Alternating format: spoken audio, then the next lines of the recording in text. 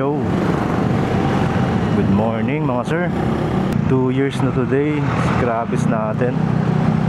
Nabili natin siya last November 22, 2023. So eksakto 2 years ngayon, 2025. Nakuha ko siya dati sa may sa may Y-Zone Mandaluyong. Ang SRP niya dati is 94,900. Kasama na yung LTO registration. Kaya maganda bumili dun eh. SRP talaga. Tapos libre na yung registration sa LTO. Maganda pa, 5 working days lang kuha mo na kagad yung ORCR mo. Tapos yung plaka 2 months yata bago nakuha. Bigyan ko lang kayo ng konting feedback sa 2 years na paggamit ko kay Grabis, na almost everyday, pampasok sa work, panggala, pang long ride, pag uuwi ako ng Quezon Province. Ang odo niya pala ngayon is 24,146. So lumalabas pala na every, ang average kilometer ko per month is 1K. Umpisahan ko sa sa riding comfort siguro. Hindi siya kasing komportable siguro nung mga NMAX, yung ADB, kasi nauunat mo yung paa mo dun eh. Hindi naman ako nakakaramdam ng ngalay sa kanya kahit long ride. Kasi nag San Narciso kami dati, almost hindi, 10 hours na, 10 hours mahigit yung biyahe namin. Wala man lang ako naramdaman na pagod eh. Pero mo, gas lang pahinga namin nun. Tagig to San Narciso, Quezon. 100 kilograms to eh. Pero pag sakay ka na, wala na. Hindi mo naramdam yung bigat niya. Yung sa pagka air cooled pala niya, wala namang problema. Hindi naman ako nakakaramdam ng pag sa makina kahit long ride.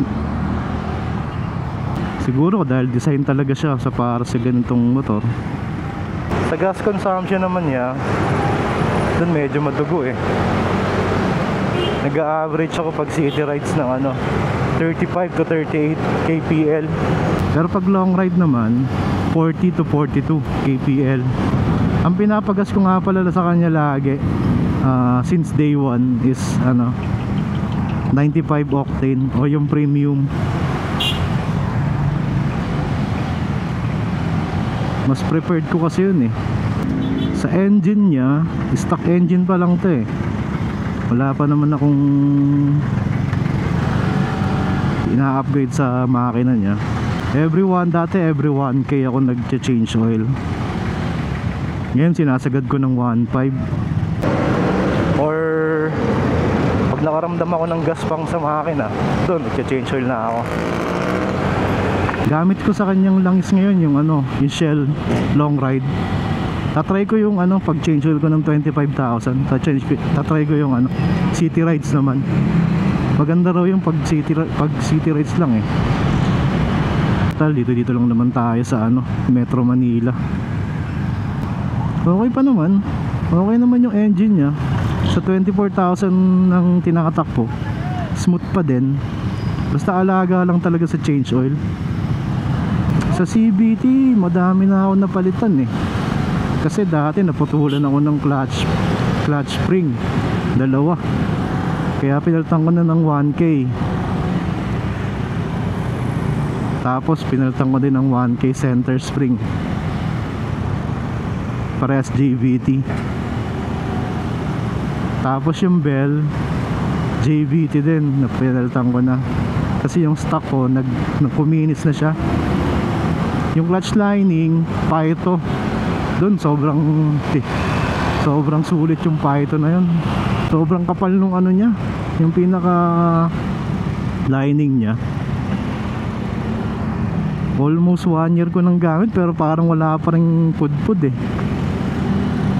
Tapos yung pulley set ko, JVT din. Bola ko straight 11 grams. Sa accessories and upgrades, Madami na rin ako nang pinalitan dito eh. May ano ako nun, may video ako nun, yung pinaka latest sa mga pinalitan ko na dito sa motor ko, sa side mirror. Pinakamahal kong napalit dito yung ano eh, yung shock propender plus series 330mm. No? Suabe pa rin talaga yung takbo.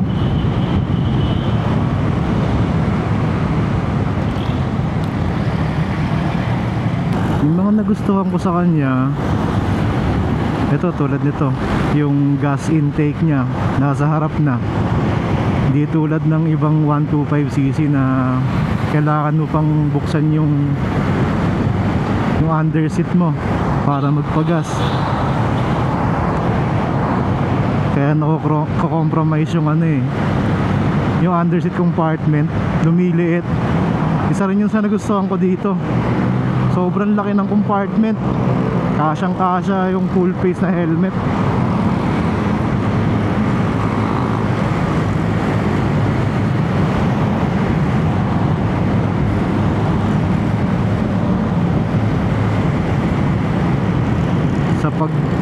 Kaya nagpapagas ako dati nung napilayan ako, hindi ko na kailangan tumayo eh, upuan na lang.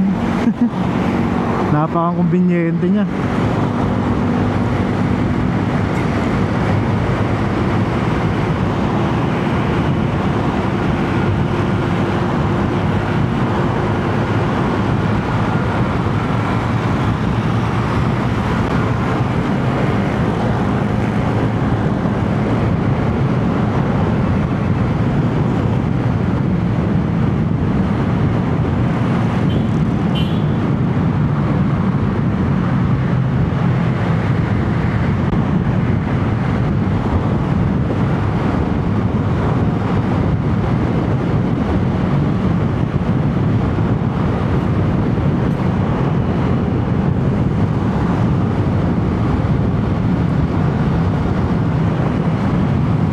Tapos yung ano, riding posture mo upright, kaya talagang hindi siya nakakangalay, di tulad na iba na nakasubsob ka.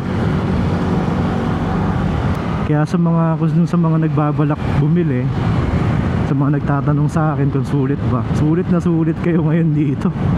Tuloy mo 10,000 kaagad yung minark down ng presyo niya, from 94 na 95 na nga eh, to 84,000. Sobrang sulit na kayo dun.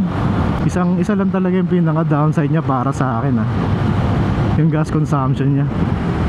Hindi siya tipid tulad ng ibang 125cc. Yung ibang 125cc nakikita ko parang nagpi 50 kpl eh. Ano yung Pazio, Bergman, saka yung Trick, pati nga yung Honda Giorno na 4 valves eh, ang tipid sa gas eh. Or dahil din siguro mabigat kami ng OBR ko. Almost 180 kg kami eh, kasama top box.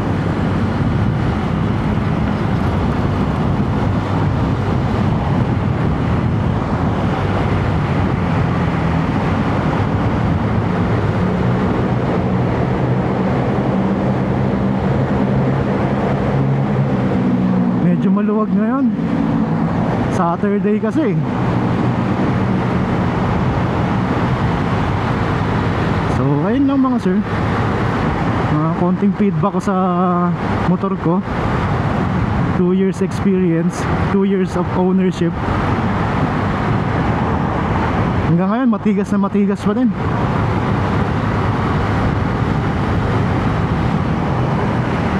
Sarap i-maneho. Pero syempre kung hindi naman tight ang budget mo, I suggest na higher cc yung kunin mo. Kung talaga naghahanap ka ng sobrang bilis na scooter, higher cc ang bilhin mo. Pero dito sa Gravis, kaya naman niya ibigay yung hinahanap mong speed. Huwag lang yung sobra-sobra.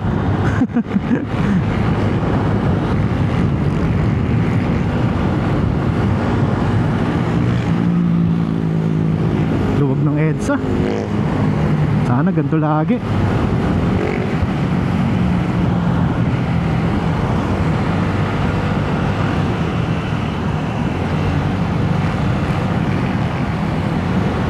Okay mga sir, ito ko nang tapusin. Sa mga gustong kumuha ng Gravis, kuha na kayo. Sobrang sulit. Dumadami na nga rin yung ano eh. Nakikita ko naka-Gravis sa daan eh.